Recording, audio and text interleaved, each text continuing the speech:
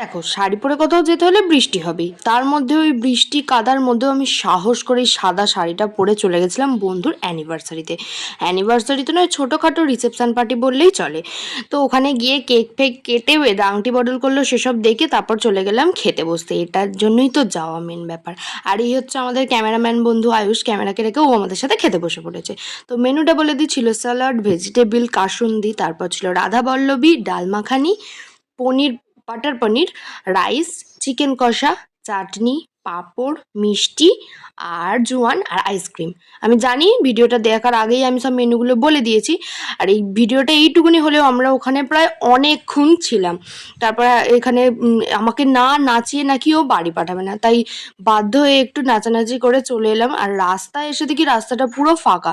আর এখানে আমি জানি না, আমি গাঙ্গুবাইয়ের মতো একটু অ্যাক্টিং করতে চাইছিলাম। তারপরে বাড়ি এসে এই সাজবাজ খুলে ফেললাম। তো আজকে মিলে ব্লগটা এইটুকুই, টাটা, ভালো।